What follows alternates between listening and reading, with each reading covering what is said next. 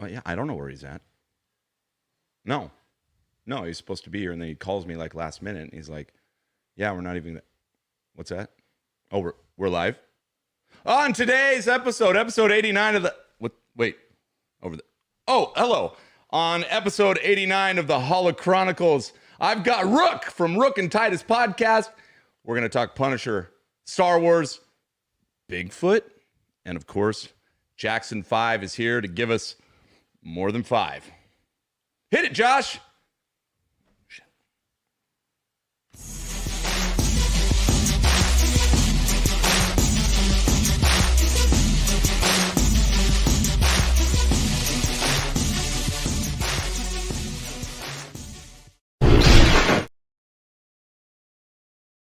Well, hello there, Rook. How do you like that? Those acting chops. Ladies and gentlemen, welcome to the Holochronicles. We've got Rook in the room right now. He's sitting in Andy's seat. How does it feel? Damp. It's moist. Woo! Well, yeah, a little bit of a cat's away, so the mice will play going on today. Josh. Yeah, I saw on Rook. Twitter that he's doing something with Squatch. Yeah, I don't know what he's doing. He's lazing around. You know Andy. Yeah, hanging out with Harry and the Hendersons. Yeah. Having Oh yeah, that was face Matt. superimposed. Yep, that happens. No, Andy's out on some family business. His boy made it to, I think, the regionals or the finals or whatever, the state baseball event he's got up north above Seattle. So he's there for 5 days of baseball. But that's like cricket with running, right? It Baseball? is. It's Okay. exactly. All It right. is exactly. So, but yes. So we're here. Rook and I bring Rook in. Rook is a fellow podcaster, creator himself of many things outside of just listening to himself talk. And I'm a nerd. He's a nerd, and we're bringing him in. So Rook, tell people a little bit. Like, if you could just say, like, I don't know, 2 sentences. It's impossible. Anyway, if you could just quick 3 words about you. What's Rook? Josh's friend. Yeah. Yes. And in my own world. Yeah. Yeah, pretty much. But also a collector. I am definitely a collector. A severe collector. An OCD collector. That's right. And here we are on a collector's show. Star Yes. Wars focused, which you dip your toes in pretty heavily, right? You know your way about on some I Star have Wars. performed Star Wars weddings. He's performed Star Wars weddings. I have not. So that's a one in your category there. Are you an ordained minister, though? I am. Are you? Oh, so that's a double check right there. But I'm the only atheist ordained minister. You win. All right. No, so anyway, and you have your own show, right? What's the show called? Rook and Titus. Rook and Titus. Yeah. And what do you guys do? R-O-O-K, the letter N, T-I-D-A-S. And we podcast. We don't have video because neither one of us are attractive. And so, we just sit and BS. We talk about everything from Bigfoot to birthday cakes and everything in between. And Star Wars. We do. I love Star Wars. I've embraced Star Wars my whole life because I'm a nerd, right? Right. But then Titus, prior to meeting me, had never seen a single Star Wars film. Right. Sacrilege, but right. And so I made him watch A New Hope, and then you and Andy did a podcast you came onto my podcast. Sure. And Titus I had to answer. I tried to explain the plot of A New Hope. He tried to explain A New Hope from the perspective, which was kind of cool, of someone that has no Star Wars. And how old is Titus? 46. Yeah, so like he's gone, but he's half a century without seeing Star yeah. Well, he's a logger, Yeah, and that's and if you listen to the show, you understand.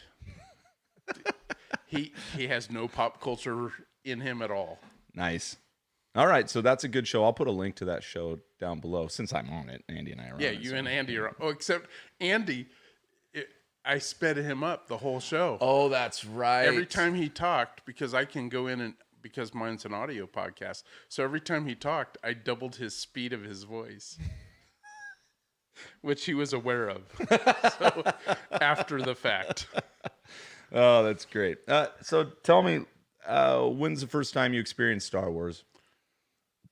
When I was 10 years old, That's May right. 25th, that's my birthday.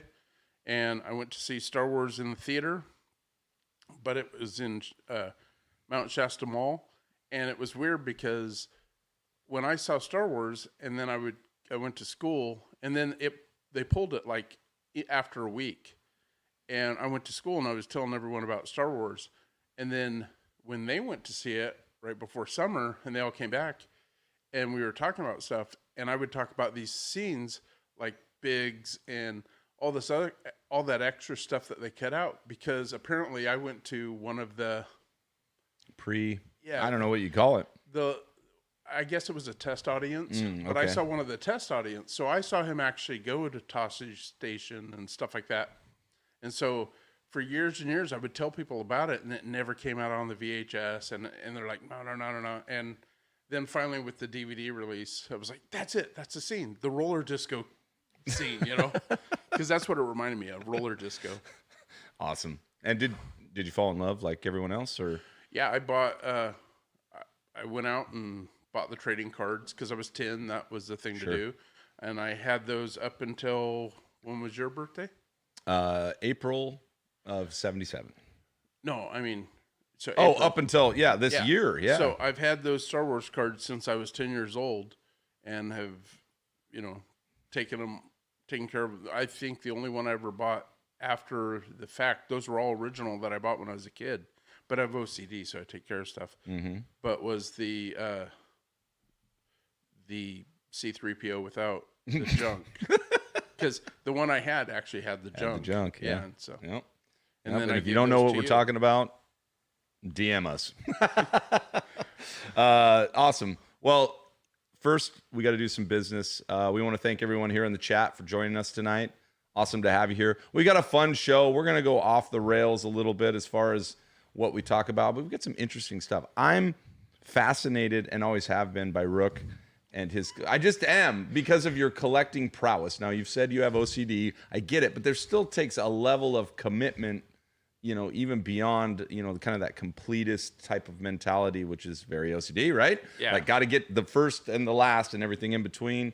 So we've got some interesting stuff, as you can see by Rook's attire. There may be a particular superhero you're into, whatever, or we call anti-hero, whatever you want to call him, right? Anti-hero. Yeah. So awesome. But before we get there, remember, you can like and subscribe, follow us here on YouTube or Facebook, wherever you're watching us. Share it.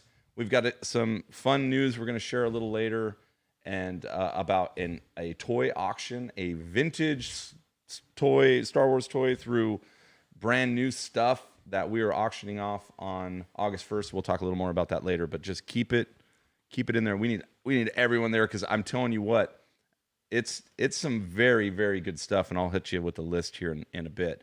But before we do that, we have to bring in, especially since now you missed one detail about yourself that I would, if somebody asked me to classify you maybe with 10 things, this would be top 5, if not top 3 or 2, below Josh's friend.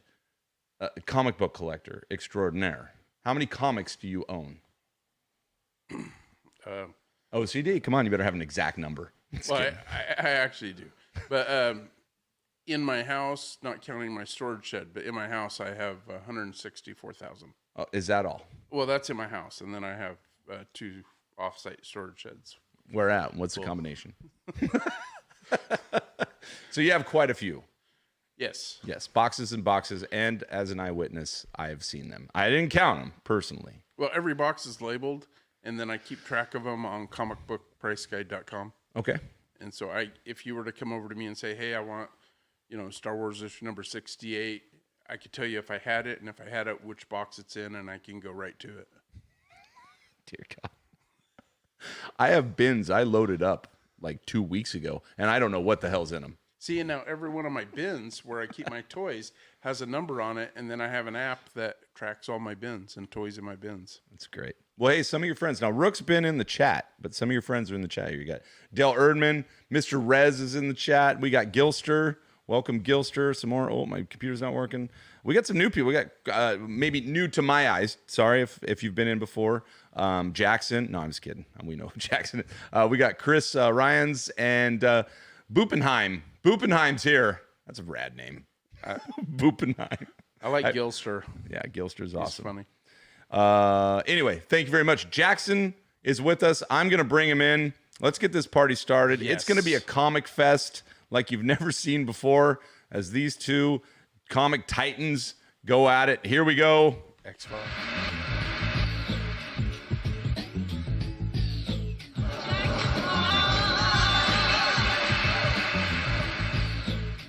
The stuff of legend.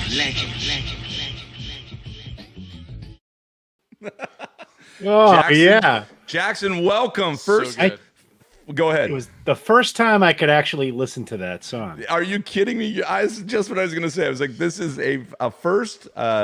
We've got it tuned down. I mean, It's Jaxxon so wanted to make loud sure his normally. presence was apparent in the first episodes with us, and now we've taken it down. Everyone knows who Jaxxon is now. We don't need to blow their eardrums just to let them remember us, right? Yeah. Right, yeah. Jaxxon? We're going to keep on just slowly turning down the theme song. Every episode will go down a couple of pegs. A couple of I'm okay with pegs.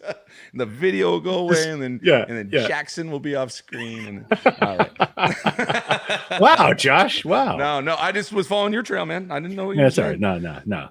All right. Well, Best intro ever, by the way. Best intro ever. Oh, the stuff of leg ends. We got it. All right. Well, Jaxxon, I know you've got a bit of fun stuff for us today, so why don't you take it away, man? You've got the helm. Sure. Okay.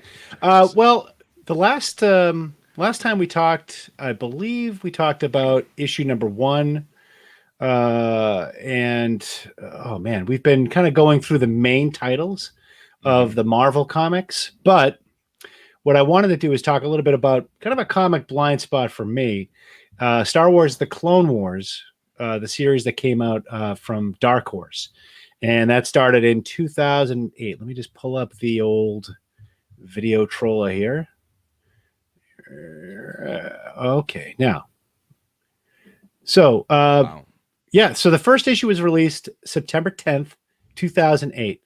The comics, the first arc, 6-issue arc, was written by Henry Gilroy, who you might recognize as the head writer for the Clone Wars animated series. So they were very well tied in to the cartoon itself, and also operated very similarly in that they had multiple arcs. So the first arc, Slaves of the Republic, was issues 1 through 6. In the Service of the Republic was issues 7 through 9, and then Hero of the Confederacy was issues 10 through 12. So it was a 12-issue run. September 10th, 2008 was the first issue dropped. January 6th, 2010. I'm sorry. September 10th, 2008 was the first issue. January 6th, 2010 was the last issue. Now, what we're looking at right now is issue 1. That's the cover A. So that's the primary variant. So if you went into the comic book shop in 2008, this is most likely the issue that you would see. And I want to bring that up again. This is, I love this art, by the way. Can you guess the cover artist, Josh? Come on. Rook? No, I cannot. Rook, you know this. Look at that signature down there, bottom right. Does that make any memories? I'm drawing a blank. That's okay. You may recognize him. He's a young man with some talent. His name is Dave Filoni. Oh, Yeah. So Oh. Dave Filoni did the cover art for the first issue. Actually, both variants of that. This is the cover without the actual logo. So it's beautiful art. They've actually you've actually seen it. Yeah, and I don't believe that they released it as a version, but you can find pictures of it online. There were only 2 cover variants released, cover A and cover B from issue number 1. And as you guys know, we've talked about particularly like the modern style of releasing comics. There's, when issue 1 came out of the newer Star Wars run, there was about, I think, 100 variants of that, which obviously led that issue to become one of the highest selling comics in Marvel history. For this one, there were only 2. Now, it was geared towards maybe the Clone Wars audience, I think, which at the time was mostly maybe older children. So the comics didn't really sell a lot on the newsstands, which is, I think, maybe in a lot of ways good for collectors.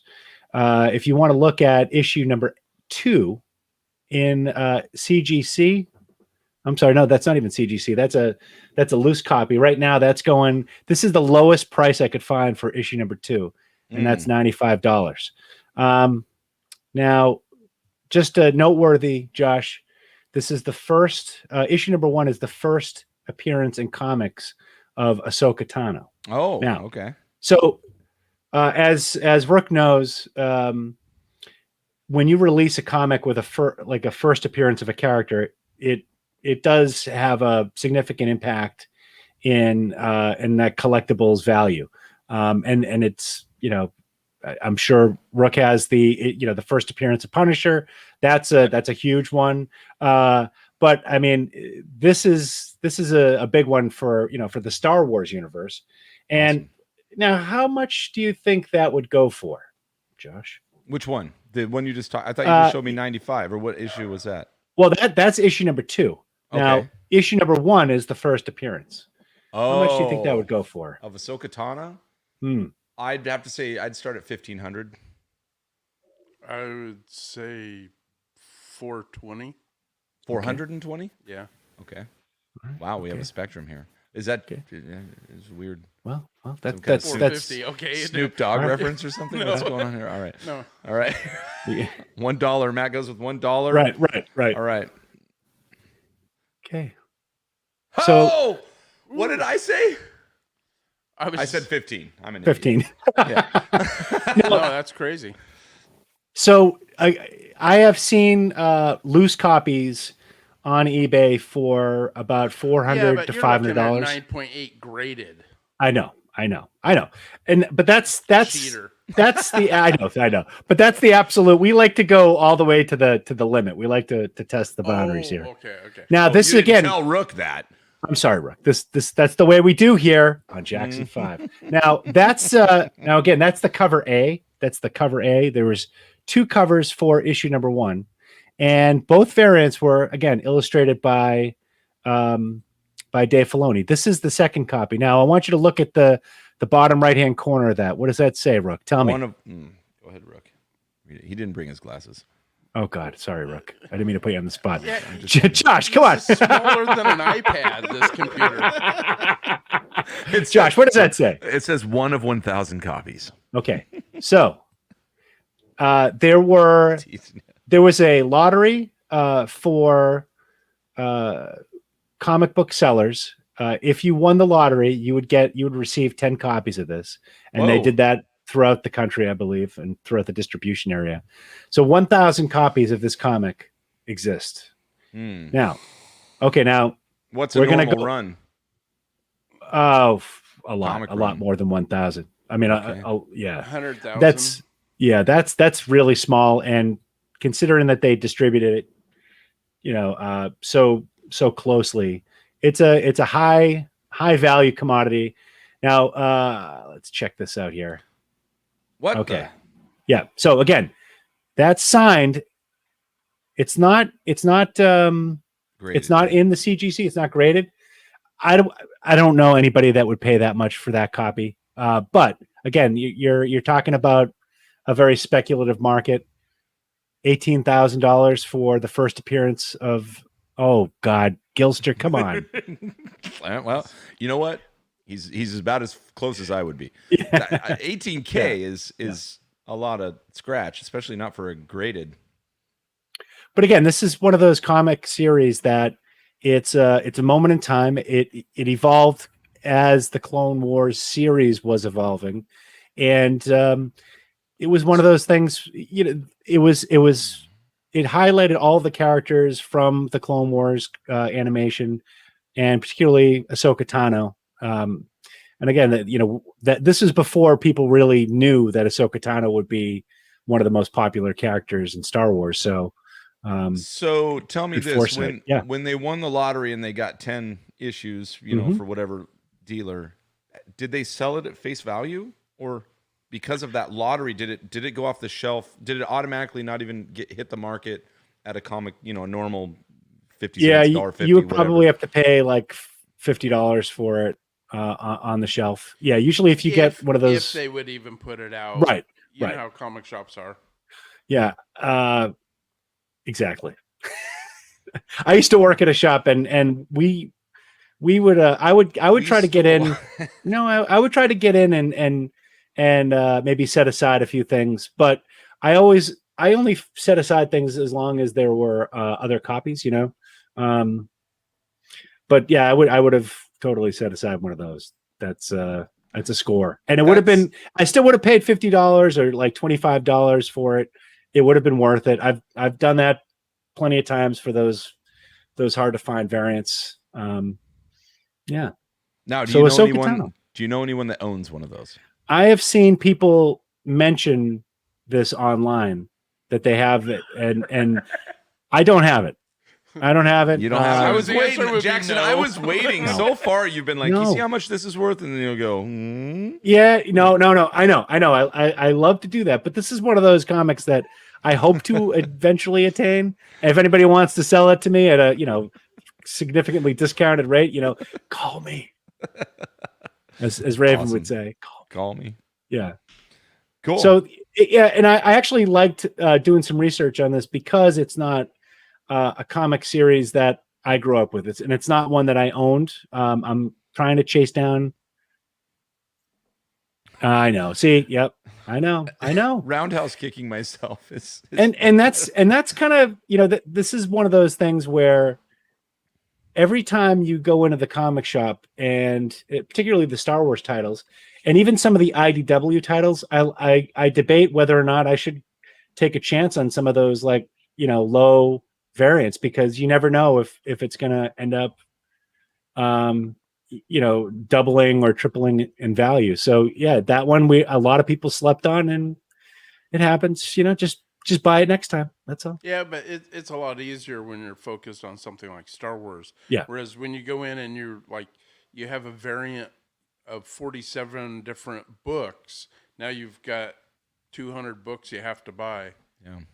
But yeah, it's kind of nice that you can focus on Star Wars. Well, I mean, before that was the case when there was just one Star Wars title, but now there's there's usually at least 5 concurrent Star Wars titles.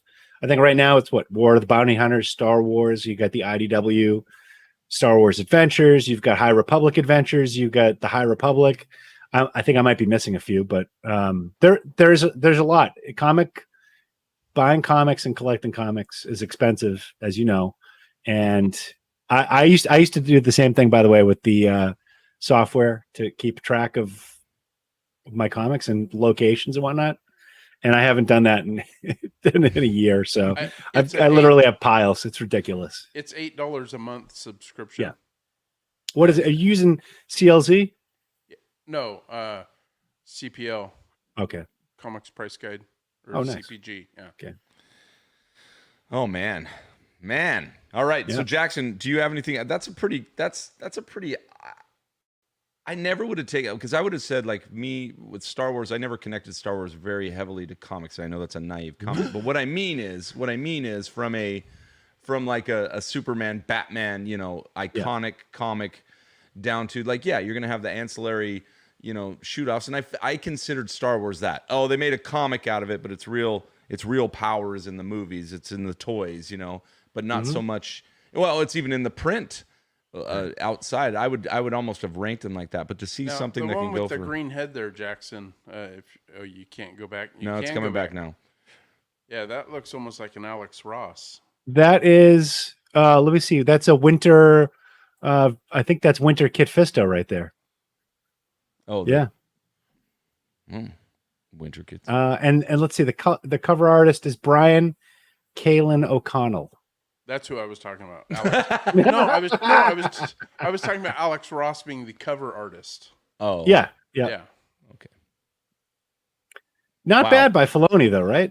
No, and I got to be honest, for Filoni was only introduced to me through the Clone Wars, and then obviously what's he doing now? Anyway, Everything. whatever that Spaghetti project westerns. is. Yeah, whatever that project is. He, so I didn't know that he was an artist. Yeah, not bad art. So that means he's drawing boards all day long then, huh? I think if you look at the, I don't know if you've picked up the Clone Wars concept art book, and even the Rebels one too. I think there's a significant amount of sketches that he's done in there.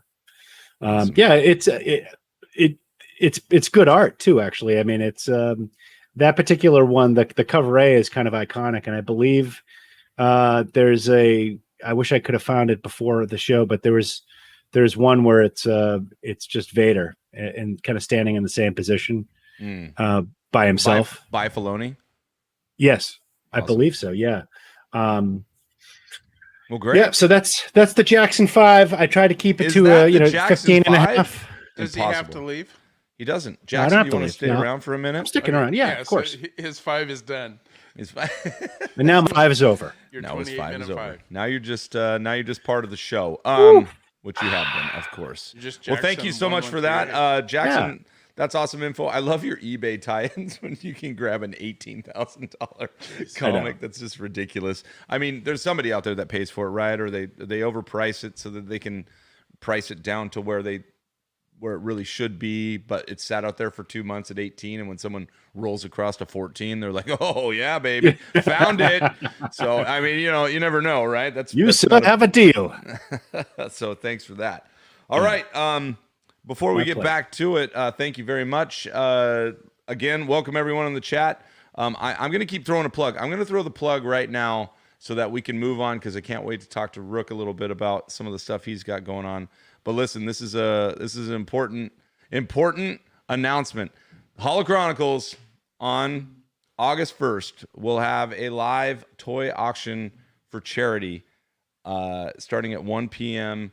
Pacific and 3 p.m. Eastern, and wherever the hell that is where you live. So do the math. Google help. I can't say her name. She'll talk, but that Amazon device will tell you exactly what time it is anywhere if you just ask her. But we've got a great. I'm excited about this. Andy's been working his butt off, collecting various donations. And by the way, I am just floored, and so is Andy, by the amount of generosity out there from our favorite collectors, our followers, and our patrons that have already shipped some amazing stuff, which I'll show you at the end, kind of if you want to stick around and maybe get a list of things that you could start saving some dollars for.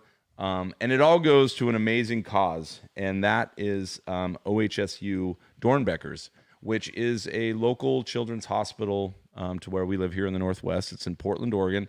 Both of my daughters have had to go to Dornbeckers, and both times were really stressful, hard times for a parent or parents. And when your kid goes to Dornbecker, it's pretty much the I don't know what to call it. It's like you're going there and you're getting the best of the best, and they do the best work in the area, and that means you may have a severe problem. Of course, there's lots of kids with worse ailments than mine, but a very awesome cause, and we're excited. So we need your help getting more eyes on this auction than just you guys that show up, and we love you for our regular shows. This is going to be a good one. We've got some amazing stuff, and just to maybe just hit you with a few, we've got a vintage Millennium Falcon complete. That means it's got the training ball. That's a big deal right there. We got a training ball. If you don't know it, that's a big deal because it's tiny and it's on a string. We've got some signed stuff. We've got something from Dominic Pace, his Gecko signed stuff, a couple of those. Some exclusive Target exclusive Clone Wars Black Series set of 4, Mandalorian retro sets, Palatoy MOC Klaatu. We got a Vader TIE Fighter model, a vintage Wicket Stuffy. I mean, come on. Who doesn't want a vintage Wicket awesome. Stuffy? Along with some. No, hold on. This one right here. This one blows me away, and there's more. So I'm gonna save those for later, so you'll sit and listen. But there is an Anvos First Order Trooper helmet from Paul's Collectibles that he's done. A helmet, a full-blown helmet from Paul's Collectibles. And holy cow, we're so thankful. There's been a few other donors, and I don't want to miss them. And like I said, I'm going to read them later because I'm going to show you some of this stuff. But there you go. So thank you for listening to that. We will get back to that in a bit. But Rook, Yes. you're the guy. You sat here through all this just so you could talk, I'm sure. No, it's worth a worthy cause. Yeah, it's a very worthy Dornbeckers, cause. yeah. Thank you. And you know Dornbeckers in our area, of course. So awesome. Yes, Gilster, vintage Millennium Falcon. I can see it from here. Yeah, it's right there. It's right over there. Over there. Right over there. That's right. So, Rook, let's get to look, like I said, and I mean this sincerely. I'm impressed with your collecting prowess. And I've had it before, but recently had the pleasure of kind of walking through your man cave, so to speak, where you stuff all of your stuff. In every little crack and crevice. It is the most, I mean, you talk about OCD. Actually, if I could say real briefly that when you first met me, I would talk about all these things that I had, and we worked together. 1995. Yeah, and you were, I would go, oh yeah, I've got that, and we'd talk, and then I'd go, oh yeah, I got that, and the whole time you were like, this guy's so full of shit. Yeah, no, that was exactly sorry. it. No, I would go home and tell my wife, soon to be wife, I'd be like, this guy at work, he's got everything. So he says. So he says. Yeah, and then you came over to the house and you were like, oh, I thought you were lying this whole time. Full of crap, man. You backed it up. So, and have continued to collect since. Yes. Yeah. So we already established that you've got a lot of comics, and your favorite comic is, just taking a guess. My favorite character. Or my favorite character. Jack of Hearts. what is that? I don't even know who that is. That's why I collect Punisher. I see. It's for Jack of Hearts. Okay. So yeah, just dive in. Tell where'd you get this Punisher obsession? When I was a kid, I started out reading Spider-Man. In fact, let's see it. Let me show it here. Yeah, I don't know. You're doing okay. Wait. Tip down. There. Tip down. There. That's my very first comic ever. Which I love. I mean, that's more valuable than... Yeah, it's worth more than anything else in my collection because it was the first one that, I put it in a frame and everything. But it's Spider-Man issue 106. The condition is not even... it's not good at all. But it is the very first comic book that I ever bought from Safeway in Redding, California. Wow. And What's the advertisement on the back? That's always my favorite. Sea monkeys. No, it's that's a good one. Selling seeds. Oh, that's close. Come on, that was close. Yeah, honorable. It's mention. in the flora fauna category. Sea monkeys. Yeah. But so I knew I wanted to collect something, and I couldn't. I loved Spider-Man when I was a kid. Yeah. I loved Spider-Man, the Hulk, and the Hulk was on TV. And Spider-Man, they had like these short little vignette movies, and to me, those were the best. Of course, everyone knocks on them now, but I thought they were great. But I wanted to collect something, and you could not have an income and collect Spider-Man. Because they were everywhere. It was everywhere. Right.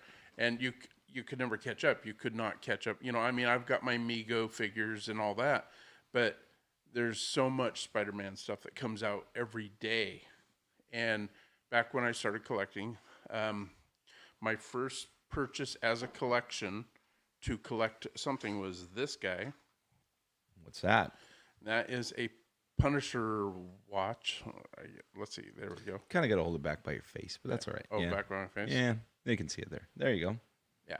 So that was that's the 1989, the very first Punisher product that they put out was this watch. Okay.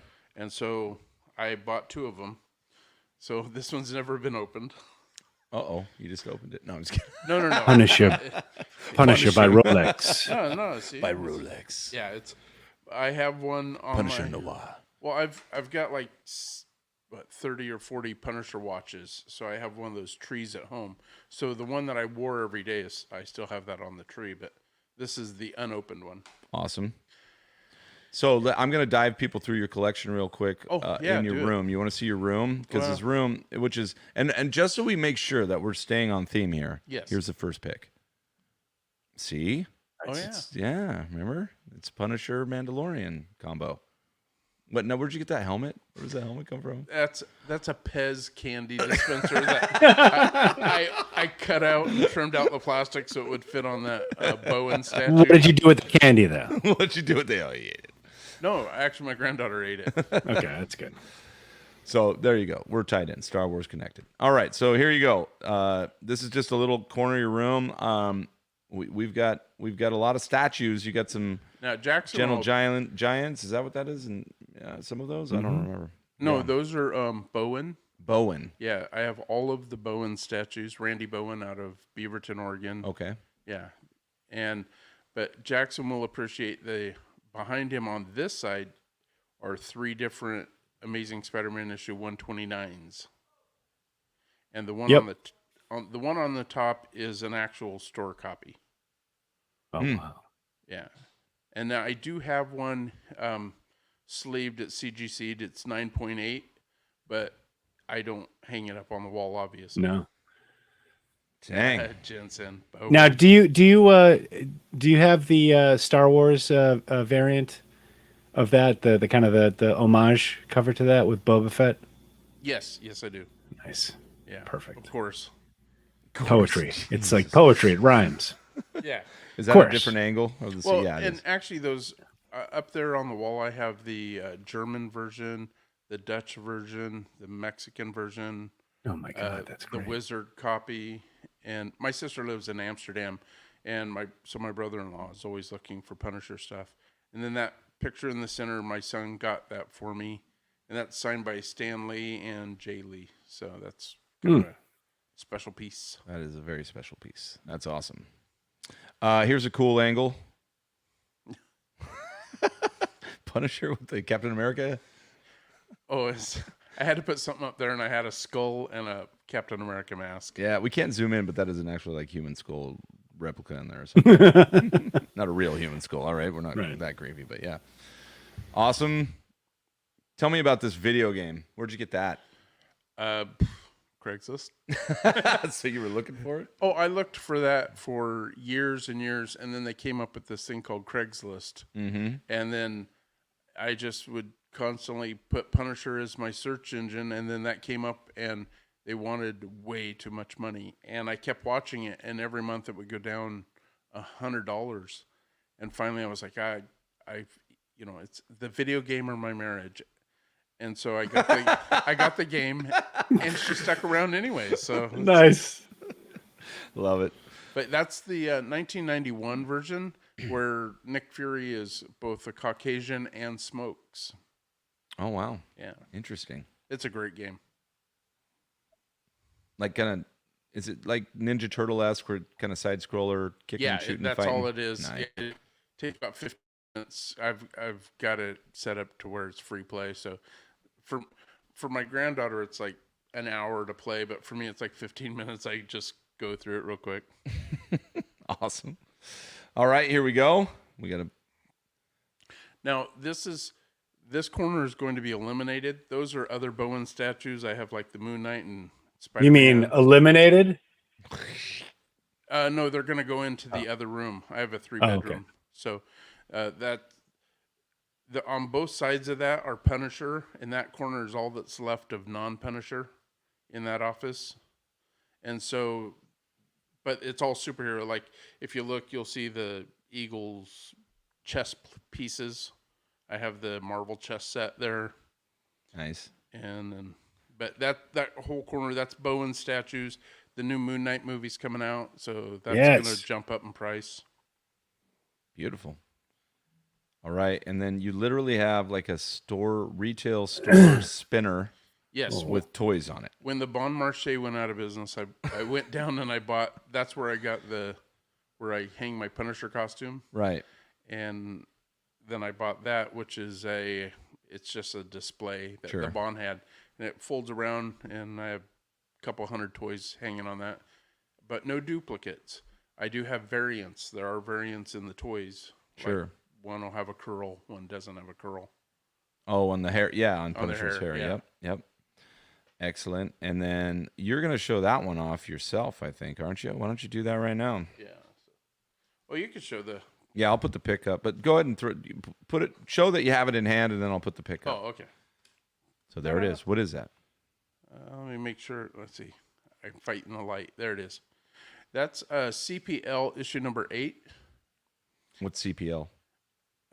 Comics Publisher Limited. Mm-hmm. And other places you'll know it as Charlton Publisher Limited. But this is the only story, and I have the whole story on the back. Let's see. Can you zoom in or no? Nope. Oh, no. That's really ghosted out. Oh, I have it right here. Oh, yeah. There you go. Yeah, so that's the story is only like 2 or 3 pages long, but it's a fanzine, and it was done by John Byrne. And there's only supposed to be 8 of these that are in existence. What? Yeah, so. Oh, I love John Byrne. Yeah, and it's actually technically the 3rd appearance of the Punisher and the first solo story of the Punisher. And Beautiful. And of course, you just got to track that stuff down. Now, Jaxxon, do you know what the very first appearance of the Punisher was in? Well, was it in Spider-Man? Close. All those comics I have on the wall are the first appearance, technically, of Spider-Man as far as a story. But in here, this is truly the first appearance of the Punisher, because it's in an ad. It has the cover of issue 129, Amazing Spider-Man issue 129, and it says coming out next month in Amazing Spider-Man issue 129, the Punisher, a new character, And so technically this is the very first appearance of the Punisher. That's deep. That's deep. That is. That's nerd stuff. That is pretty So good. Jaxxon That's likes good. it. I do like it. So that actually counts if you're grading it. They're going to actually count that as first appearance. No, they still count the comic book. Yeah. But the fact that his drawn appearance and his name appear to me. Oh in an advertisement prior to the comic coming out, to me that's actually the first appearance. Yeah. I mean, awesome. There's no story there. It's just basically it's got 2 or 3 stories. And the other thing that Jaxxon would like is there's also a story by another young Canadian lad in here named Howard Chaykin. Or as Andy would say, Kahaken. Poor Andy. Oh wow, that's great. Good It was stuff. good. That was a magical era back then. It was. So tell me, so Rook, you've got a room, because we're all collectors. All the people in the chat are all collectors, Yes. and what gives you joy about collecting, other than kind of the completism, because that is a joy, right? It is like going from start to finish and saying that you can have something. But what is it for you that keeps you going out and buying? Do you buy recent Punisher things still, or? Oh yeah, all the time. Yeah. In fact, this came in the mail today before I came to the show. Little Punisher pin. Yeah, All little right. Chloe's name. I bought 3 of them. One to wear. One to wear. Put up on the wall, and One just keep in the case. package. Oh, or one to keep in the package. Yeah, it's put in the box. What is it? Just keep it in the box. There it is. So yeah, so anyway, true. what's the allure for you? Originally it was that the Punisher was such an obscure character. There were no movies. I mean, the Dolph Lundgren movie, even when that came out, it wasn't like there was a sudden onslaught of Punisher stuff. Mm-hmm. And so here was a character I knew I could collect some of it, that I could focus on one character. He's not my favorite comic character. my favorite comic character is Jack of Hearts. And you weren't lying about that. No, I see. that's my favorite character. And then Moon Knight. It was the deadpan delivery that got me. I thought he right, was Jaxxon. I thought he was full of crap too. No. There are Marvel characters. I prefer Moon Knight. I prefer Black Panther. I have every Black Panther appearance. Okay. But the Punisher was that one character where he has the coolest logo. Sure. And and the logo changes. So, like this is the 2004 logo, but this right here is the 1984 logo. Move over because you're in front of the mic. yeah, there sorry. you go. There it is. That's a 1984 logo. This is the 2004 logo, and the logo changes, but only like Slightly. a diehard fan would know. Sure. Yeah. Sure. I can't see it at all. I'm just kidding. Well, good. All right. Well, But there's we were talking earlier about what you do. Like you wanted collector tips. I could give you a couple collector. let's have some collector tips. Yeah. Hold on. Yeah, Oh, do your soundbite. Do I? Oh, it's over. Gee, I never know what it's going to be. Yeah, let's do quick. Hello, what have we here? Collector tip.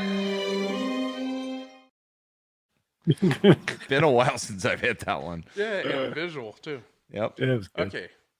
First collector tip is once you own your statues, buy this. Ooh, a blush brush. That's exactly what it is. I mean, I don't know what that is. What are you talking about? Yeah. But this is how you keep your statues clean. You just it's so soft it won't affect the paint and chip on the older statues. Mm-hmm. And I have 18 Punisher statues alone, and then I have probably 60 superhero statues, mostly Bowen. But yeah, so it just takes the dust right off. Yeah, it makes sense. That makes sense. Probably a pretty inexpensive tool. Because honestly, I never even thought about it because I had to have like a larger, like a Swiffer or something. But it may not. It probably doesn't get down in there where you need it. Yeah, right? this gets right down in the cracks, and it gets it out, and then make sure you get a nice soft bristle brush, and then it's not abrasive on your statue. Well, what grit though? What grit are we talking for bristle? Soft. Well, first off, it was a joke. You don't have to grit is a answer. sandpaper. I know. I made it up. See, I really don't know about blush brushes. 3,000 grit. I see. All right. Thank you. What do we have here?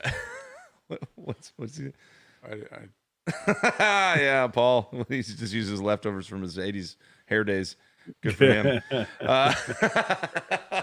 But the other thing is, if you're going to go out looking for Star Wars or comic book related stuff and you're going to go yard selling, do not, first train your wife.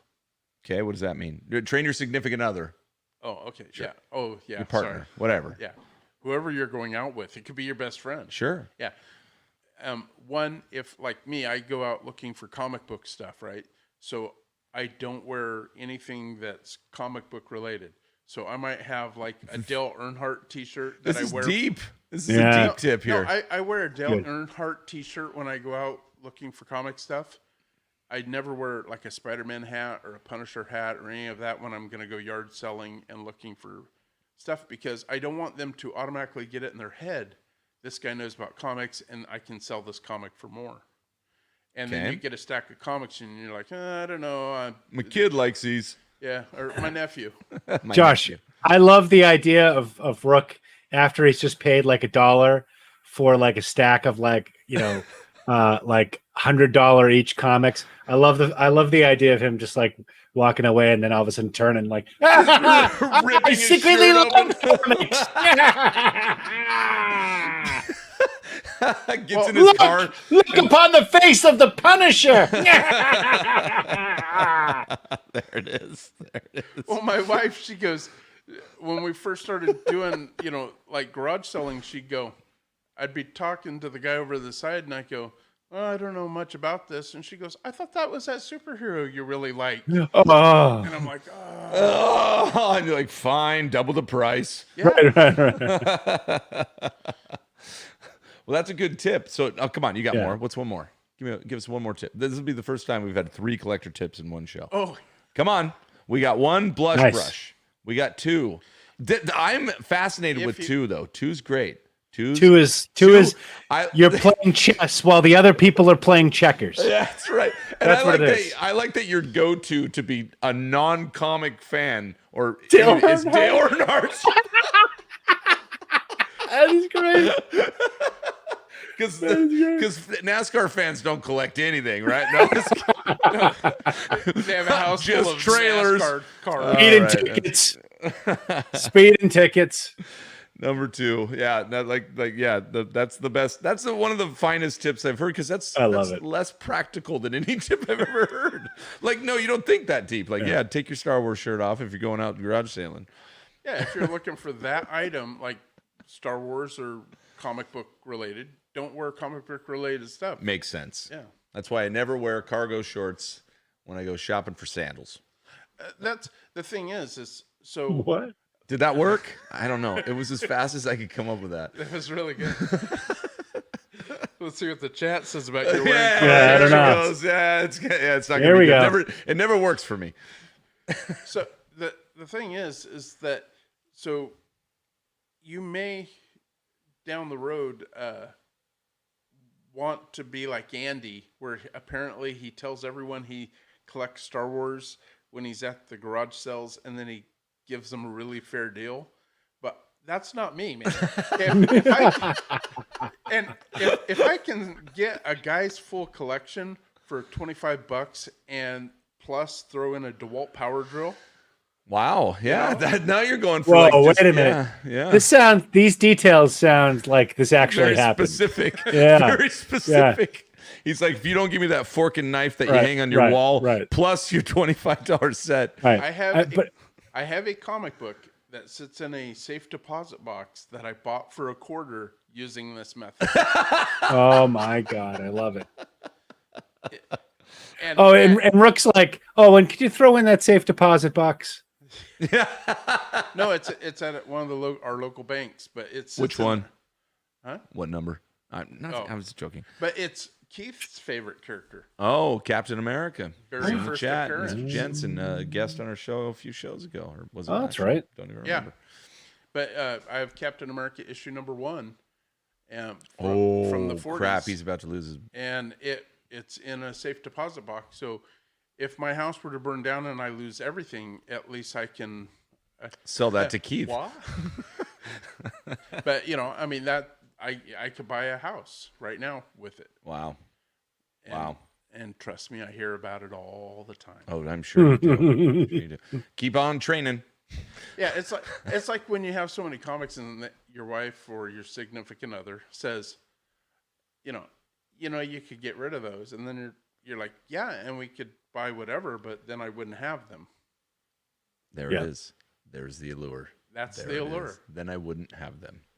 But I'm bad about like you guys were talking earlier about someone donating issue number 1s of a series. Mm-hmm.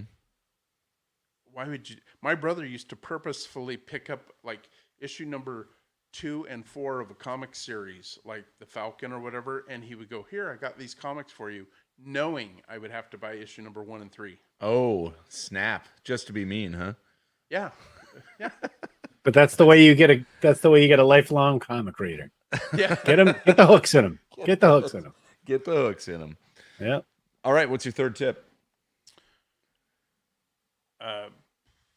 I'm Boy. putting him on the spot. Yeah, Come it's on. kind of on the spot. Third tip would be How about have a way to carry them home so that they're like I have a little crate that I always hear that it's a collapsible crate, and so I can always put whatever I want in that crate and it doesn't slide around or move around in my vehicle. That crate is set up for hauling. It's the perfect size for and it's comics. legit. He's got a crate over here in the corner. Looks like a cooler, but No, it's an instant he crate. opened it up. collapses There's down. 0 beer. Yeah, but it's Costco. So I always have, if I'm garage selling and looking for comics, I always want to have a way to store them in my vehicle and not just put them in there with the other stuff. I want them to be treated the moment I purchase them. Then those are now my comics, and I have to treat them like all my other children. I see. All 200,000 plus or more. Who knows? All right, Jaxxon, you have any questions for this guy? Because I'm the novice here. I did like Yeah, that's good, right? live, That's- love, that's- laugh. Yeah, That's number 3. That's always number 3. No, I that's great. And we were actually, speaking of Captain America, we were talking a little bit before we started the show about Mike Zeck, who's who's a illustrator. He's still active, but I mean, I think he was probably at a zenith in the 80s and 90s. Would you say, Rook? Right? 91, 92. Yeah. But he's before he moved to France.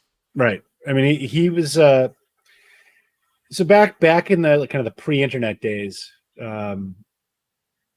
As we kind of joked, nobody knew how to pronounce Sienkiewicz. It was always Sienkiewicz, or you would literally pronounce every consonant was pronounced.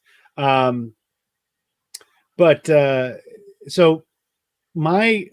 loved Mike Zeck's art. He did some of the G.I. Joe covers. He did Captain America. He did a lot of Punisher. I just loved his action and the emotion on the character's face. I always felt like, okay, I'm going to meet this guy, and he's going to be extremely angry. Like, he'll probably be yelling. I don't know why. It's kind of an irrational thing, but that's the way I thought when I was a child. And of course, like he's coming to the Fan Expo up where I lived. This is like 5 years ago, and I was at the con with my daughter, and she's a huge Captain America fan. So I was like, well, we got to wait in line, and it was not a big line, so we hung out there, and like I got to the table, and there was this quiet, unassuming, good-natured man behind the table. I'm like, where's Mike Zeck? He's like, that's him. I was expecting this guy to just be full of rage, but he was so sweet. And he saw my daughter was wearing a Captain America shirt, and he asked her if that was her favorite character. She said yes. And he just pulled out one of those big giant prints, filled it out for her, signed it to her, and gave it to her. It wasn't even wow. Didn't even sell it. And I bought a couple of things from him. I bought his print of Secret Wars 8, which is like one of my favorite comics of all time. First appearance of Venom. Yeah, exactly. The symbiote. Yeah. That was a really nice moment. And, one of those, it's just funny how like your mind as a child puts those things. What? I shouldn't have put it up. Right, continue. Yeah. No, that was my Mike Zeck story. Not so good. No, that's a great story. No, that's look. We always talk about that when you meet not even your heroes, just people that you respect, right? People that you hope are as good as you think they are, and then they're even better usually. Yeah. The one thing I hate about comics is crossovers, where 2 parts of the story are in this book, 2 parts from this, yeah. 2 parts. Yeah. But Michael Zeck does by far. It's Kraven. Mm-hmm. Are you familiar with it? The Kraven the Hunter.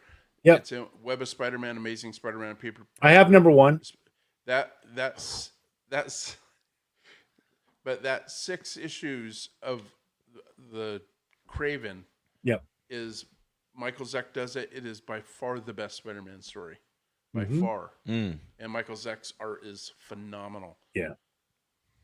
Yeah, Zeck is... So, comic book guys, is there a hierarchy as far as artists go when it comes to like the type of, let's say, character or storyline that they'll do art for? I mean, what's the biggest name artist in the Star Wars comic book lines? Like who, because you know what I'm saying? Like you've got the pros, and then you got the guys that are just starting out, so maybe they'll get some not lower end comics, just comics that aren't as popular. Like who's a crossover artist that who's done major stuff that does like Star Wars comics? Well, I would say so if you're talking about like overall, the original line you had covers from Mike's Bill Sienkiewicz, sprinkled here and there, and he's most recognized from his work on the New Mutants, Daredevil, Elektra, Thor. Thor. Yeah, yeah, and actually Walt Simonson is another one who is was mostly well known for Thor and his run in Thor, but did a lot of Star Wars work. Now, it's a title that, first of all, as we talked about in that Jaxxon 5, where we talked about issue number 1 and how it was a movie adaptation, and they weren't really sure if it was going to be a successful franchise at that time. So you didn't have a lot of, you were actually you had a talented group of people, but it wasn't necessarily the A list of talent.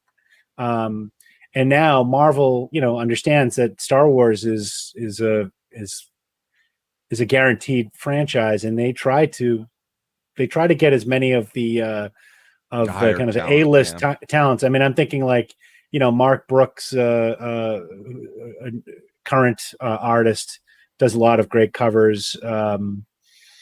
Ashley Witter is the artist that basically kind of did all of the Dr. Aphra covers. There's, I don't know if there's a hierarchy, but certainly, like, it's a place where talented folks go. I mean, this is a franchise that comic franchise that people, every artist and every writer knows that there are going to be eyes on their product, a lot of eyes. It's going to be in the top 5 of sales, every week, that's just, and you want to be, I think as an artist, you want to have your work in front of that many people, But, those are all new artists. Like Sienkiewicz, what makes him unique was that Marvel actually was like, he created a character called Warlock that he has this bizarre sketchy. Yeah, he has this bizarre sketchy art, and he's like, "Well, I just want to do this character in the most abstract way I possibly can," and no one else can do Warlock, right? Exactly. It's totally his character. No one can even try to imitate it, and that's where Sienkiewicz became into the hall of like the Neil Adams and the John Byrne and. Sienkiewicz did the Frank Miller, Mike Zack, Frank Miller, he did the Transformers, the first comic cover. Remember that? Oh yeah, like issue number 1 of that limited series. That Warlock is one of my favorite characters too. Oh, it's so good. Yeah, it's it's always a fish out of water. Guess and that's smiling. So good. Yeah.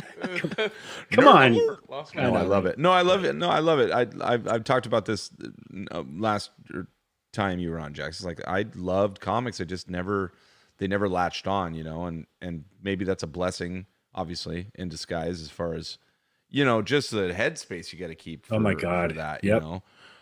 But it's fascinating to hear it, because you give me a comic right now and you tell me you have to read this comic, and I'm not going to avoid it. I'm going to be like, absolutely, let me read it, But I've read a lot of Star Wars comics, and there's only one comic I ever tell anyone they have to read that's a Star Wars comics. And I'm sorry, it's not the appearance of Jaxxon. Ah, dang it. I'm out. No. There were these books called Tag and Bink. Oh yeah, Tag and Bink are dead. Yeah, and if you read no other Star Wars comic, Tag and Bink. Tag and Bink? Oh God, yes. Yeah. Have you ever seen Lion King 1.5? No. Okay, it takes place where everything that goes wrong in the Lion King turns out to be Timon and Pumbaa's fault. I see. And this Tag and Bink, like, they're the two, just as a quick scene, but they're the two Imperial guards that go around behind the Emperor's chamber, and they get on the backside and they go, I thought there was a door back here. So you have that whole running scene, and in the background bubbles, you have the Emperor and Darth talking to each other, and these two guys are stuck behind the Emperor's chair. But they can hear everything. Yeah, they can hear everything, and it's like this ghost bubble in the background. And they're like, I thought there was a door back here. So did I. So that's where those 2 Crimson Guards, just when they walk around the Emperor's chair, and they just go back there. That's Tag and Bink. And they're like that throughout the whole. And they picked up with the prequels, too. Then they had Tag and Bink in the prequels, but they're just brilliant. I thought you were going to go with Mad Magazine. Like you had to read all Star Wars Mad Magazine. That's on the racks right now. I have it. Did you just pick it up? I got it for Christmas. I got like the full kind of the book that's got everything from the prequels. On the maybe rack, not the sequels. On the rack, came out this week. Yeah, Yeah. he's already got it for it. Yeah. On the rack this week is the Mad Magazine look at Star Wars. Okay. And it just came out on the rack this week. Well, mine's over there in one of those bins.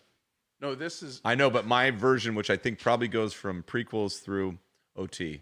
Yeah, this and has no that, sequels, plus it has no E.T. sequels. and X-Files and Matrix. All right, yeah, and, so anyway, that's amazing. That's amazing. Okay. I love it. So Tag and Bink. All right, I got something because now I want to read Tag and Bink. Oh, it's... Can you find them anywhere? What do you think of it, Jaxxon? Yeah, it's as Chris said, they're unintentionally responsible for the huge moments in the Galactic Civil War. It's is it what is it the Shakespearean equivalent is? Was it Rosencrantz and Guildenstern? Is that it? Yeah, Rosencrantz and Guildenstern aren't dead. Yeah. I can't read the chat for some reason. This computer isn't scrolling the chat. You're just here to talk, Rook. Don't I'm worry sorry, about it. people. Don't touch the screen. Scroll with the. Yeah, it's a unique type of Star Wars story for sure. That's great. All right. Now I'm going to do another commercial break because I know people have been here for a while. If you want to stick around a little longer, go for it because I've been dying to do this for a while. Totally uncomic and or Star Wars related, but it's on the thumbnail, so we have to get to it or else we're liars. no. But before we get to it, remember, Holochronicles and friends, lots of friends, by the way, are having a charity auction, which is going to be so much fun. I have no idea how it's going to work. Jaxxon, I hope you can be there. You can probably help with like putting pictures up or something. But we're going to read in the chat. We've got an auction on August 1st, 1 p.m. Pacific, 3 p.m. Eastern. Is that even the right math? 4 p.m. Eastern, wouldn't it be? I don't even know. We'll do it next time. We're gonna be doing this auction. I read some of the stuff that was gonna be there. I want to pick it back up because I know we stopped with the Paul's Collectibles. Thank you very much, Paul Anvos First Order Trooper helmet. And then we've got a Her Universe exclusive Jabba Salacious holiday pin autographed by Ashley Eckstein. What? That's from Framey. That's crazy. Wow. We've got an armorer pin by Punch It Chewy Press, which is awesome. I'm reading this, so forgive me if I'm flubbing here. Han Solo, Obi-Wan, Luke, 12-inch figures. Those are from Nick Milkey from the Podcast of the Whales. That's awesome. Nice. Thank you. What a guy. TIE Pilot. My guy, too, man. That guy's awesome. TIE Pilot helmet Lego set from Gary Moore in the chat right now. Gary. Awesome donation there. Shadows of the Empire Outrider and Shadows of the Empire Swoop Bike from Scuba Pete. I mean, Wow. Hold on. It's right here. Look, there's a swoop. Can you see it? I know I got to hold it back by my face. Here's a swoop bike. Hold on. Yeah, can you grab me? There we go. So we got a swoop bike. Wow. Beautiful. Am I saying it right? No, this is the box. Sorry, this is a cruise missile trooper. I don't know who that's from. But You lied to me. I did. Here's a swoop bike. Sorry. I was just reaching you and go. grabbing. There it is. Oh, My that's bad. it. There's a swoop bike right there. And then, like I just read, this, oh my gosh, Dash Rendar's Outrider. So good. Oh my. It's so good. This game ran my life for a year or two. And ran Andy's even more. He named his kid practically after it. So awesome. Let me keep going. Here, Jaxxon. I got some more stuff here. We've got. Oh, there it is. Sorry, that's what I grabbed the wrong. The Rook is running away. Get him. He's out of here. The cruise missile trooper. We've got the from Scuba Pete. We've got a prototype retro Boba Fett in stores now if you can find them, but we've got one for you if you can't, which is awesome. And like I said, we got some Mandalorian. Sorry about that. It's fine.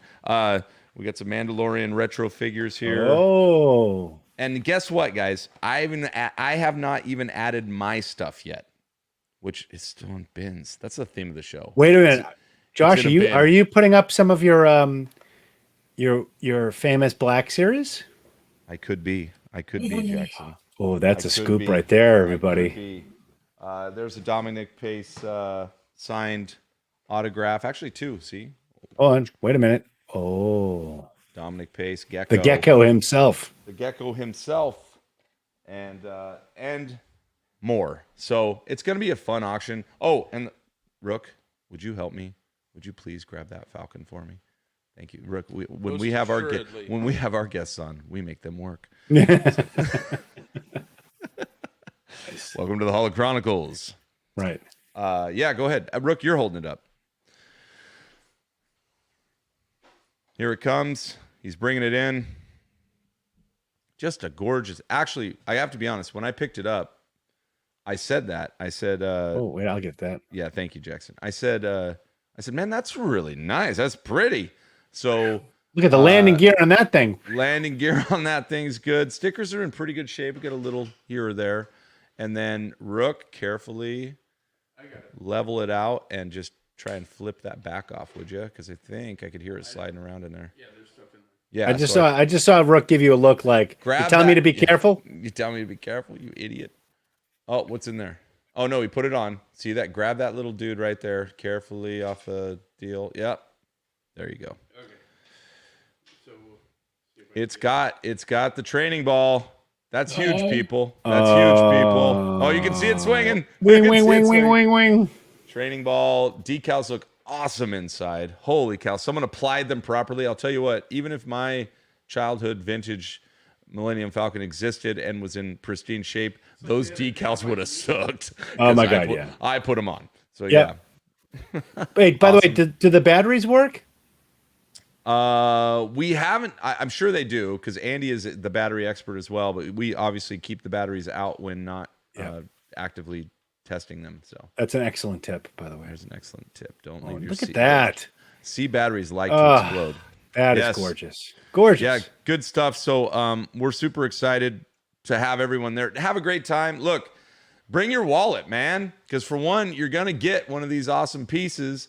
And for two, it goes to an excellent place, taking care of children that are sick and doing the most phenomenal job, at least in our area, that you can do to take care of kids. They truly care about kids. As a matter of fact, sometimes it's like, man, are these people for real? They're that good. They're that nice. They're that wonderful. And there is a beautiful Falcon. So, yes, there you go. All right, there's my promo. There's my promo.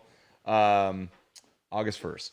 Join us at 1 p.m. our time, and you figure it out what time it is where you're at. We're in the Pacific. I think I screwed the time. It's 1 to 4, right? It's 3-hour difference. What an idiot. I was going fast. I had a lot of stuff to build today. Hey, Josh, anytime you need to know what the time is on the East Coast, I will just call give me you. a call. I'll call you. Jaxxon, hey, how's it going? Hey, man, what's the time, brother? No. You like pretend like you actually want to talk about something. Like, that's great. Hey, could you do me a favor? Could you just look down on your watch? If your family was doing good, what time would they be doing good at?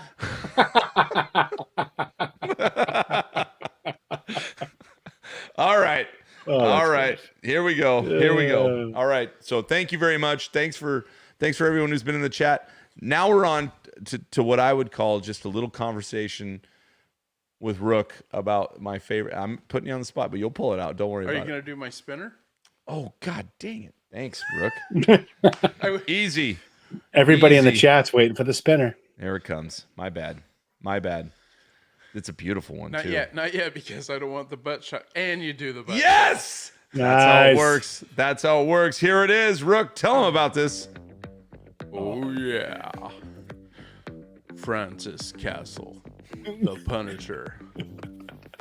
He not only is the Punisher, but he will punish her. He's got 2 guns and a gun in the back.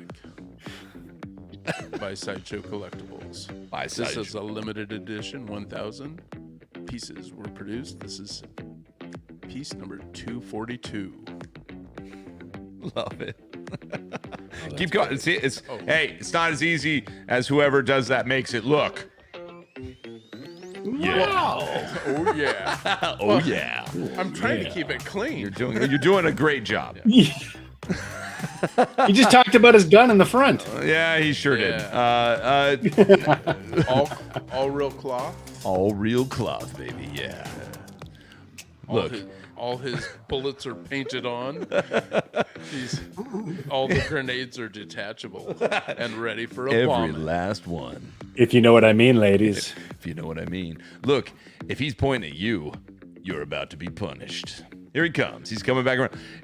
Check out the triceps on this guy. He'll be doing push-ups all night long.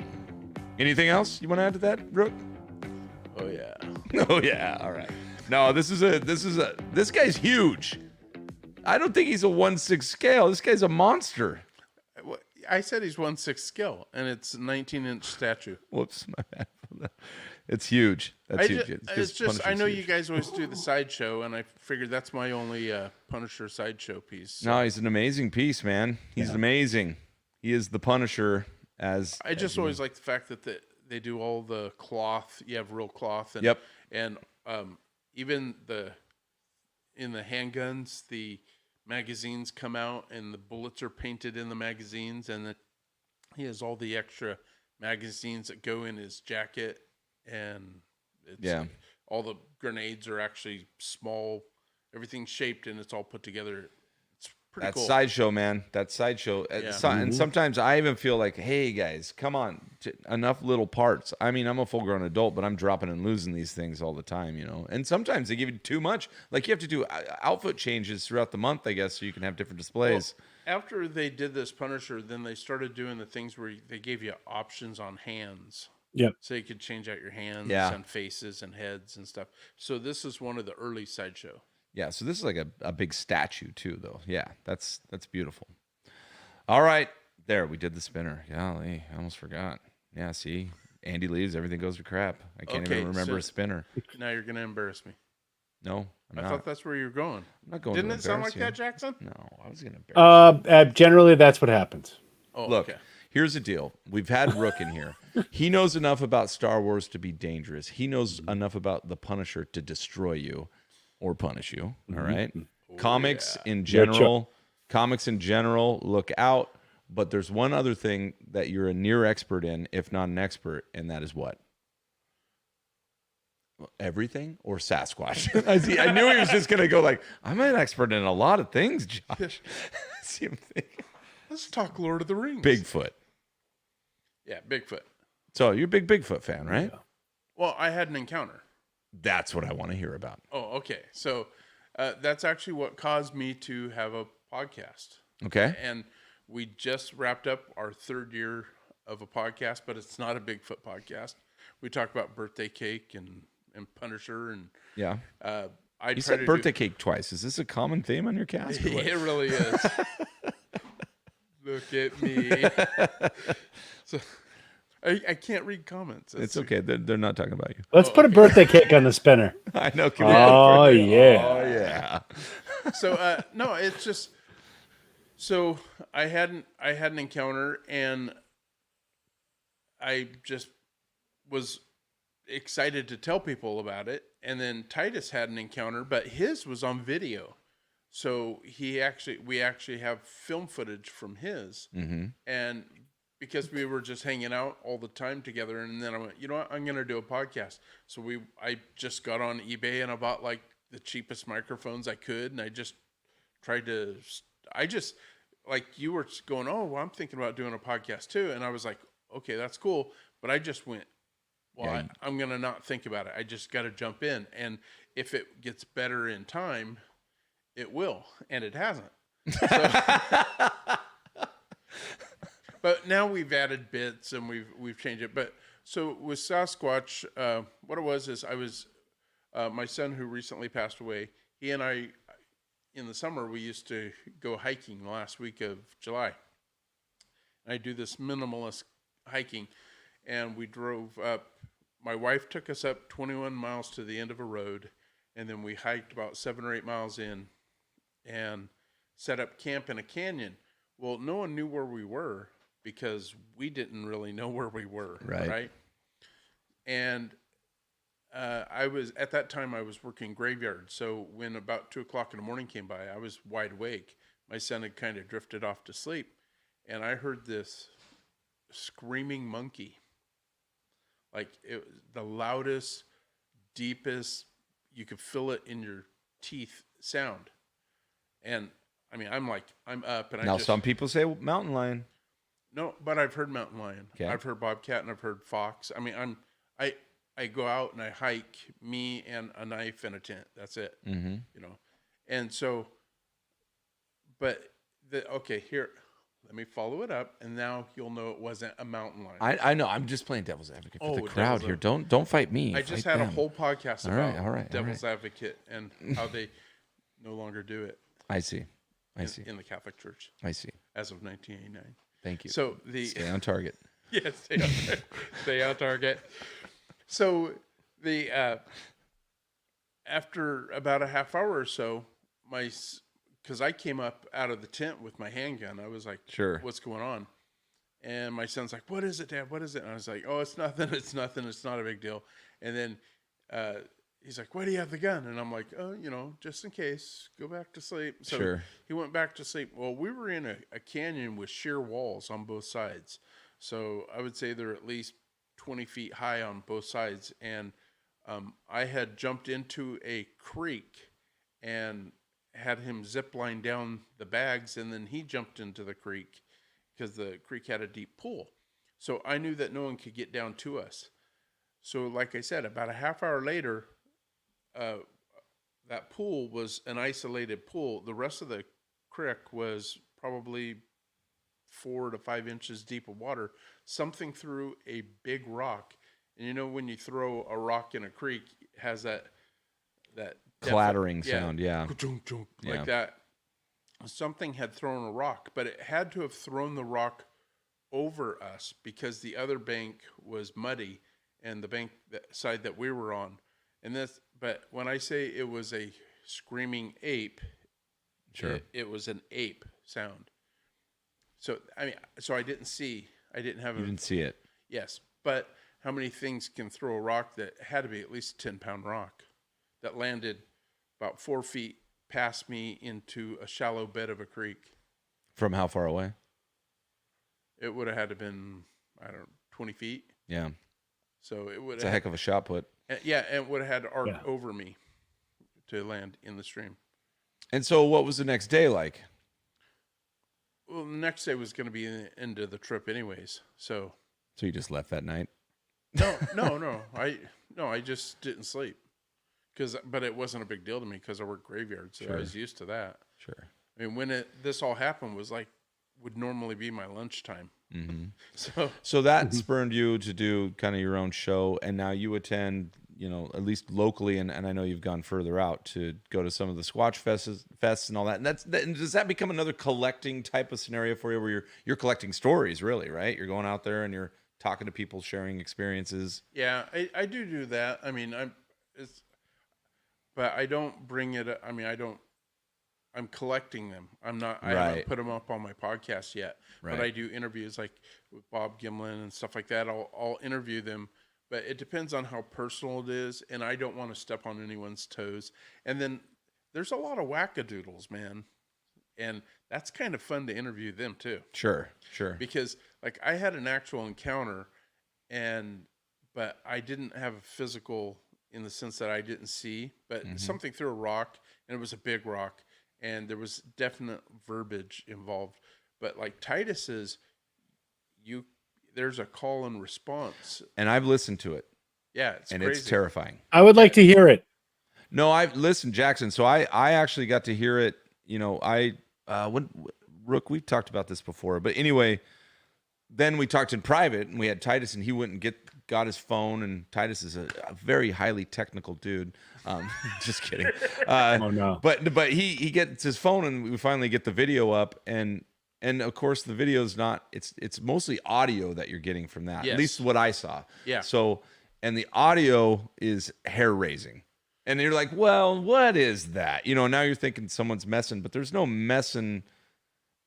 I know where they're at, and Rook and I know where they're at. This isn't a place. This is out in the woods, and you went there. It's not as if somebody brought you there. You know what I'm saying? So nobody knew where they were, and this is a weird, really weird. Well, where sound. he's at is 40 miles off of Ocean Beach Highway, which we know it as a highway, but it's It's just a 2-lane road. Yeah, it's just a 2-lane road. I mean, it's not like it's off of I-5. Sure. It's actually way up in the woods where Titus's incident happened. Yeah. And So that got you intrigued. well, the next day we went there, and I wanted to check for, any spoor at all, footprints, whatever. Yeah. And then when we did, I said, okay, and I had his video, and I walked the position. Well, where we thought that it was like crouched down in the bush was actually on the backside of a hill, and it would have had to have been about 10 foot tall for that voice to come from that spot. But luckily we had the video. He was right next to his truck, and he also has video footage of something throwing a rock and hitting the side of his truck as he leaves. Yeah. Which is crazy. What? Yes, yeah, and I witnessed that, and see, I'm kind of getting chills right now. Now, again, look, for the naysayer, which could be me, it would be like, all right, so somebody's messing with you. But these are ridiculous areas in the Northwest. If you go where we live, especially as you go along the Columbia River, where we live, if you go off the beaten trail, like no population-wise, the undergrowth in the Northwest is almost impenetrable in certain areas. Like, you can't walk into the woods, Yeah. You have to hack your way through underbrush. So Well, where my encounter was 35 miles off road. Right. So it's not like someone's going to just come across. And we had put out our fire by, probably 4 hours before I even heard that scream. So there's some, we got some believers in the room, Rook. So don't worry. The skunk ape. We got some sounding squatchy. But yeah, right. I mean, so anyway, and we're in the heart of it, man. This is where it all began, down in where at in Oregon. What's the name of that creek or wherever? Where the famous video. No, that's a Willow Creek in California. California, sorry. Well, just No, but it's actually, northern. Cal. no. That's not where it began. Oh, see. here Willow we go. Creek is when Bob Gimlin and Roger Patterson filmed Patty, Okay. but it began in Kelso, Washington, at a place called Ape Caves. And it was 2 guys from Longview and 2 guys from a little off community of Kelso called Lexington, that in 1928, July of 1928, that they were all attacked by apes up in Ape Canyon, which is going towards Mount St. Helens. Right. I've walked through the caves. No. Those are the Ape Caves. This is Ape Canyon. You don't walk to Ape Canyon. Oh, you don't? Why'd No. those guys do it? Swim. They were up there prospecting. I see. All right. Yeah, they were prospectors. And so and then they came into town and said what happened was they were attacked, that their cabin got attacked by apes. And that was the first, Kind of like, 1928, they were from Longview and from Kelso in Lexington. and people have been faking that they're Bigfoot ever since. Yeah. Well, here's the thing. Okay, this is interesting. So we have over 10,000 known casts, Bigfoot casts. Right. If, let's say that 99% of them are faked, that's still 100 casts that are not faked. Okay. So, I mean, I can... You're playing the odds then. Well, if there are 5,000 casts of Bigfoot and all but one of them are fake, that means the one is not fake. Right. Which means, So you would have to have, I mean, you can go to the Sasquatch Museum and look, but you would have to have, all of those casts would have to be faked. And I have a cast at home. do you? I have the Patterson Gimlin cast at home. Yes, I did. Next show on the Holochronicles. No. All right. Well, Rook, that's a fascinating story. Thanks for telling it. Like I said, this is like Holochronicles After Hours, where we go past the 1 hour mark and then we tell whatever the. Is it past 1 hour mark? Oh, you're damn Oh, right.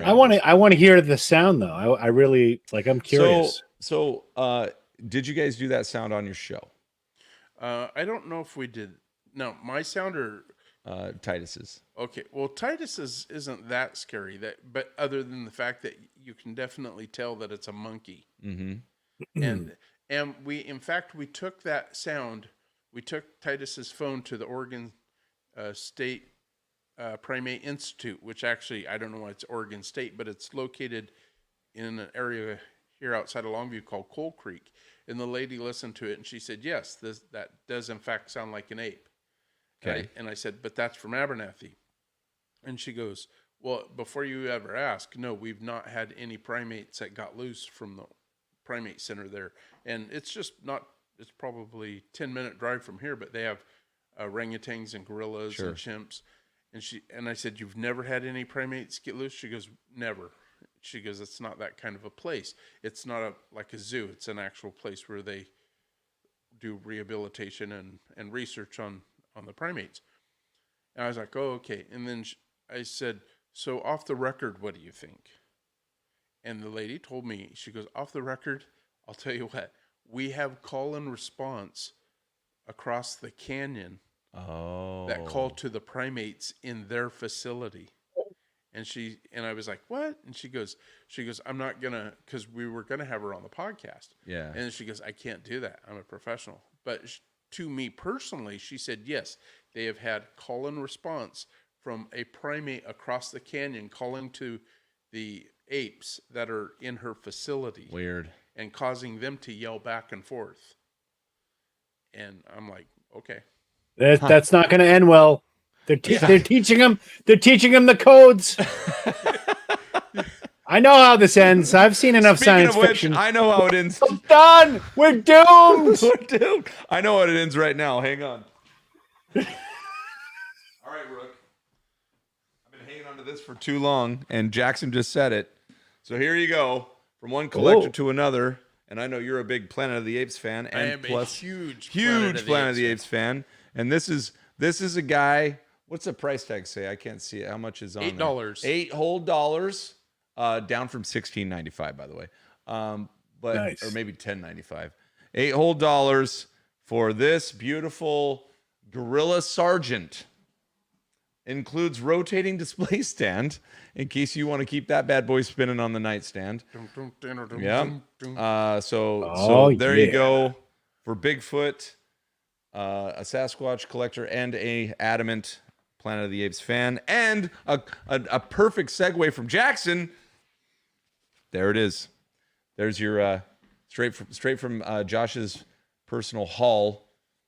It's the best. You get 99% Star Wars, and then there's a Planet of the Apes in the middle there. Yeah, that's brilliant. No cap. Sorry, the cap's missing. We never. No, had one. but it's hard to find plastic this yellowed in That plastic is loved. Oh well, Jaxxon, thank you so much for sticking around with us. Yeah, thank you, Jaxxon. Yeah, thanks, Rook. Thanks to everyone in the chat that stuck around too. You guys are awesome. Fun story after hours, Holochronicle, or I guess what do we say after the show, Holochronicles, and then Rook. Thank you for all your collective stacking stuff up so you can't be seen. Thanks for some great collector tips. I forgot the cameras there. Some great collector tips. We got the blush brush. We got the dress up like Dale Earnhardt fans. If you want to buy comic books. And then, actually, Jaxxon, didn't you have the third one, or was that just Live, Love, Laugh? Live, love, yeah, laugh. That was it. That was from Sam Spoono Most. I don't know who that idiot is. Just don't tell him who. Yeah, Sam. Oh, just don't tell him what you're into. That's right. Eat, pray, collect. Yeah, eat, pray, collect. And with the absence of Andy, I guess I will get the honors. Or would one of you like to take it? As we close the show here, but there's always something we say at the very end. Rook, you want to take this one? Hold on, if you got it. Oh, you got him. Thanks, Jaxxon. Go play with your toys. Ooh, that was good.